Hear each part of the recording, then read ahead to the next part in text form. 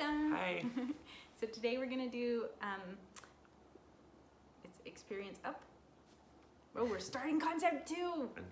Unconditional peak experience. I did this one other time. We're starting concept number 2.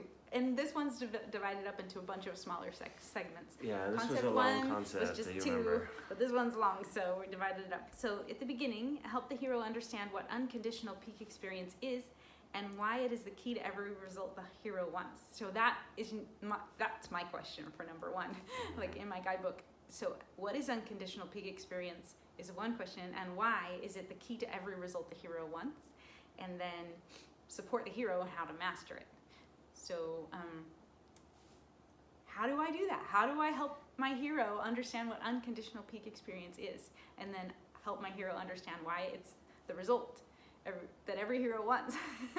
Yeah, and based on what you've had so far with the preview, we're gonna go section by section, but what is your idea of unconditional peak experience? If you were to write that down in your guidebook now, what would it be? Mm-hmm.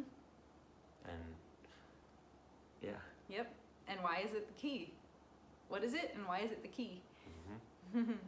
And then we go, and then I ask why up, which is the heading to the next little section. Why up? Why are we talking about up? So what is it? Why is it the key? And then why up? And so to understand kind of what it is, we talk about up in context, and we talk about it as being one state. Focusing on up as one state will be extremely helpful. So what do we mean when we say one state? What do I mean? One state. Mm-hmm. And this will make sense more when we go into the simplicity model, but just to ask the question and think about, well, what does it mean, one state? What does that mean?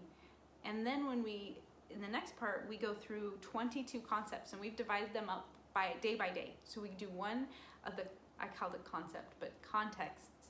Mm-hmm. Up in context, there's 22 contexts, and we divide them up in 22 days. And those were just 22 that she picked. That's They're just 22 of the examples of yeah, contexts. there are so many more. It's just life fitting up into life.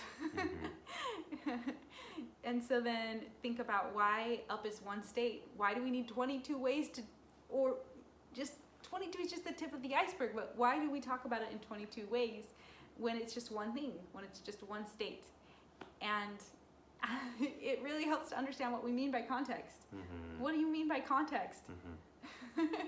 Yeah. So the section that they have today, just describe what up is. What up is? Yeah. What is it? And in order to understand what it is, we need to talk about context. But then we're going to strip the context away. Mm-hmm. So does that make sense? Yeah, how does that make sense to you? How does it make sense to you?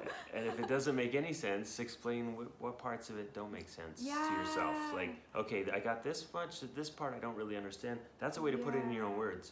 To contrast and compare what you do understand, what you don't understand, that's putting it in your own words. Yeah, and why do we say describe up using traditional vocabulary? What is traditional vocabulary? What do we mean by that when we talk about the traditional system or traditional vocabulary? Mm-hmm. What is that? That's another way to know what up is to contrast it with the traditional system. Yeah. Okay, what's not up? Yeah. And at this point, you might still be like, I don't know. Mm-hmm. I don't know. But the fact that you're looking at it will give you a chance to fill those blanks in when you come across the pieces of the puzzle that make it make sense. Yeah. So then I'm asking too many questions. But here's another one. Like understanding what a person who has mastered up, and then looking at that list of like so many positive things, the motivated, energized, fulfilled, peaceful. Like a person who's mastered up, how could they be all of those things? Mm-hmm. Like does that make sense or does it not make sense? Mm-hmm. Like write that in your guidebook.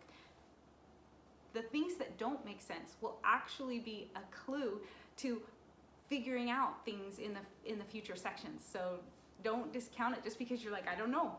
Then and just so you know, when Stacey says write that in your guidebook, she means that's something you could use to make this make sense in your own words. It doesn't mean everything I say you need to write this in your guidebook. No, it's the opposite. We don't want it verbatim, Stacey, in your guidebook. If I'm talking to my hero, I would say write that down. So you take the section that she has given you and you put it make it make sense in your own Yeah. words. So that's That's what we're it. doing every day. So Every day, yeah. yeah, just Put that in. Put that in. Put that in. Don't put any of this in. Just put in what makes sense to you and what you want to put in. and then look at it and say, did I capture the ideas? Does what I have written down? Remember, if this was an open notebook test. Yeah. If you're going to the test and you're looking at what you wrote down, does that represent that small section enough that you would say, yeah, I caught the concepts out of here? Yes. And it's going to be exciting when you go through, when you get further in, because each of the concepts build on the other concepts. And when you get further in, then you'll go back and you'll go, why didn't I understand that? That makes so much sense now. So it's kind of fun. Yeah, it's a way of marking kind of your progress, to be aware of your progress. And then I want to just say at the end that we are going slow, and if you want to go faster, go faster. Like every time I'm like, don't be held back by what we're going through. Like, go faster if you want to. Go through the rest of it as fast as you want, and then come back to where we're at. So yeah, I wanted to say that. Cool. Yeah. Okay. Thanks, guys. Thanks. See ya. Bye.